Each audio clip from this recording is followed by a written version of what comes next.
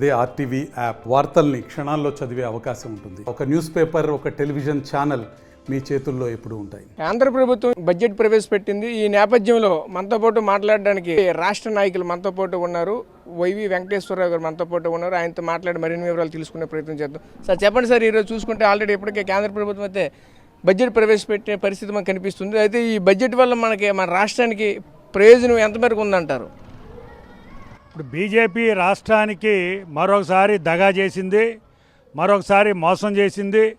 గతంలో అనేక సార్లు చెప్పినటువంటి రాష్ట్ర విభజన చట్టంలోని అనేక అంశాలకు మేము కట్టుబడి ఉండామని బడ్జెట్లో చెప్పారు.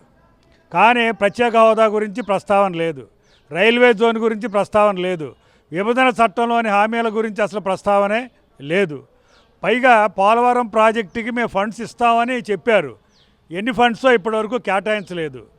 ప్రత్యేకించి దాదాపు 2 లక్షల మంది నిర్వాసితులు అయ్యేటువంటి ఈ ప్రాజెక్టుకి నిర్వాసితులకి సంబంధించినటువంటి ఎటువంటి కేటాయింపులు లేవు, వాటి ప్రస్తావనే లేదు. మరి ఈ రకంగా ఉన్న తర్వాత ఏ రకంగా ఆంధ్రప్రదేశ్ని అభివృద్ధి చేస్తారు? పైగా ఏమంటున్నారు, 15,000 కోట్లు అమరావతికి మేము వివిధ ఏజెన్సీల ద్వారా సమకూరుస్తామని చెప్తా ఉన్నారు. అంటే దాని అర్థం ఏమిటి? అంటే ఏదైనా షరతులతో పెట్టి లోన్లు ఇస్తారా, లేకపోతే ఎక్కడి నుంచి తీసుకొచ్చిస్తారు? దానికి సంబంధించిన స్పష్టత లేదు. అందువలన మరొకసారి రాష్ట్రానికి బీజేపీ కేంద్ర ప్రభుత్వం దగా చేసింది. అందువల్లనే మేము తెలుగుదేశం పార్టీకి, తెలుగుదేశం పార్లమెంట్ సభ్యులకి విజ్ఞప్తి చేస్తూ ఉన్నాం. పార్లమెంటులో ఈరోజు 21 మంది పార్లమెంట్ సభ్యులు మన రాష్ట్రం నుంచి మరి టీడీపీ కూటమి తరపున ఉన్నారు.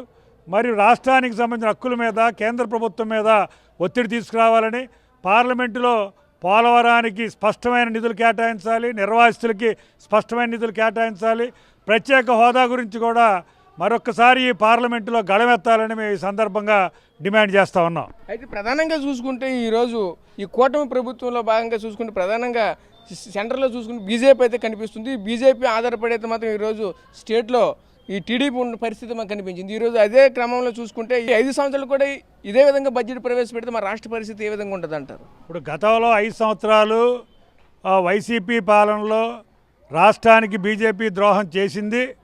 మరి ఆ రకంగా ఆ రోజున వైసీపీ ప్రభుత్వం కూడా బీజేపీ ప్రభుత్వం మీద మరి నోరెత్తలేదు, మాట్లాడలేదు, మన హక్కుల సాధన కృషి చేయలేదు. మరి అటువంటి వైసీపీని ఓడించి టీడీపీ కూటమిని గెలిపించినటువంటి ప్రజలు ఎన్నో ఆశలతో, ఆకాంక్షలతో ఈ రోజున ఉన్నారు.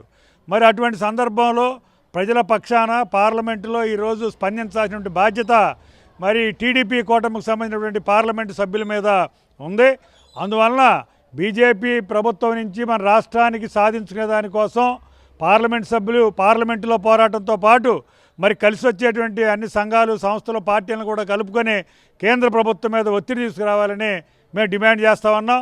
అదేవిధంగా వైఎస్ఆర్ సంబంధించినటువంటి 4 పార్లమెంటు సభ్యులు, లోక్సభలో ఉన్న 4 కానీ 11 మంది ఈ రోజున మరి రాజ్యసభలో ఉన్నారు. వాళ్ళు కూడా ఈరోజు రాష్ట్రాల హక్కుల గురించి ఏదో ప్రతిపక్షంలో ఉన్నాం కదని ఊరుకోవటం కాకుండా గట్టిగా పోరాడాల్సినటువంటి ఆవశ్యకత ఎంతైనా ఉందని సిపిఎం పార్టీగా మేము భావిస్తూ ఉన్నాం. ప్రధానంగా చూసుకుంటే ఈరోజు మన రాష్ట్రానికి అయితే మాత్రం బీజేపీ అయితే మాత్రం ఒకవైపు చూసుకుంటే ఒక సిరికొండ వేసిందని చెప్తున్న పరిస్థితి కనిపిస్తుంది. ప్రధానంగా ఏదైతే ఆ రోజు చూసుకుంటే విభజన హామీలు అయితే మాత్రం ఎంతవరకు ఏ ఒక్క హామీ కూడా నెరవేర్చలేదని చెప్తున్న పరిస్థితి కనిపిస్తుంది.